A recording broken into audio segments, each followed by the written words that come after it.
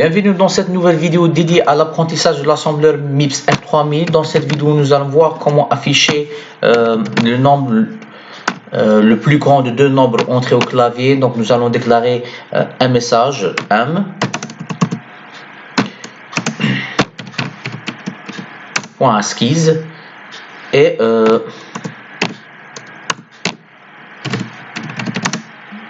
donner le nombre 1.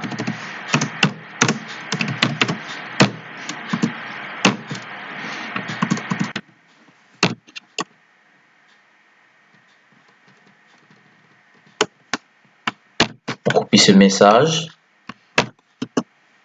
et on le colle deux fois. Donc le M1 c'est le premier message, le M2 c'est le deuxième message et le M3 c'est le résultat. Donner le nombre 2, le nombre le plus grand ou bien le plus grand nombre est. Donc on affiche le premier message, donc $V0 1, LA $A0 M1 et syscall. On y a la première valeur, elle est $V0 du service numéro 5, syscall et move $T1, $V0. On enregistre, save, grand, et on vérifie.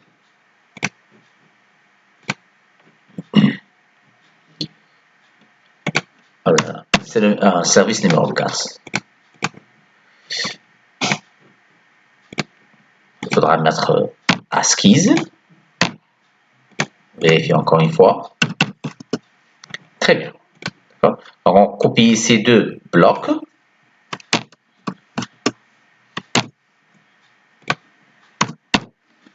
Et le registre T2.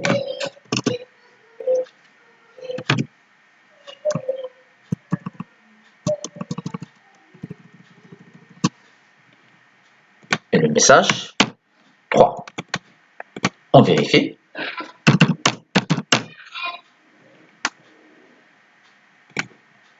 Voilà. Maintenant, il faudra tester quel est le nombre le plus grand entre T1 et T2. Alors, l'instruction s'appelle B. Voilà, donc si on tape B, on aura toutes les instructions de branchement, d'accord? Donc, le grand en anglais c'est greater, donc ça va commencer avec B, deuxième là c'est G, et là nous avons branch if greater or equal, branch if greater than, d'accord? Donc on va utiliser plutôt cette instruction, et le format, dans la T1, dans la T2 et label. Donc on va comparer le T1 avec le T2, et on va écrire un nom d'étiquette. Comme exemple, on va écrire grand. Alors, dans grand, nous avons le cas où $ T1 supérieur à T2. Donc, on affiche la valeur. Donc, $V0 1 et move. Il faudra mettre dans A0 la valeur de T1 parce que c'est dans ce cas-là, c'est T1 qui est grand. Et syscall. D'accord? Et on essaye. Donc, si on tape 45, la deuxième valeur 15, le plus grand nombre est 45. Alors, toutes les instructions qui commencent avec la lettre B, d'accord? Donc, il y a ce qu'on appelle le if qui est dedans. Donc, par exemple, pour cette instruction, branch if greater than. Donc, le else, c'est toutes les lignes qui suivent cette instruction. Donc, ici, on est dans le cas de else. Alors, là, ça veut dire qu'on est dans le cas où T2, dans la T2 est supérieur ou égal à T1. Donc, il faudra afficher T2. Donc, de la même manière, dans la V0, 1. Et cette fois-ci, on va écrire move $A0. On va mettre dans A0 la valeur de T2 qui est supérieure ou égale à T1 et syscall.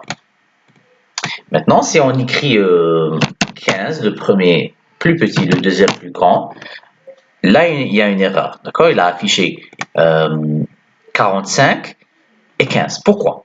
Parce qu'il a exécuté ce bloc-là et aussi il a exécuté ce bloc-là. Or, c'est une erreur. Donc, soit la condition est vérifiée, on exécute ce bloc-là, soit la condition n'est pas vérifiée, on exécute uniquement ce bloc-là et on sort. Donc, il faudra ici un autre instruction de branchement, mais cette fois-ci, ça s'appelle un branchement non conditionnel. Et on va écrire, bien, on va définir dans le programme une autre étiquette, on va l'appeler fin, et on va la mettre cette fois-ci après le bloc grand. D'accord? Et là, il y a un système qui termine l'exécution. Donc, L est dans la V0, 10 et 6 et on vérifie.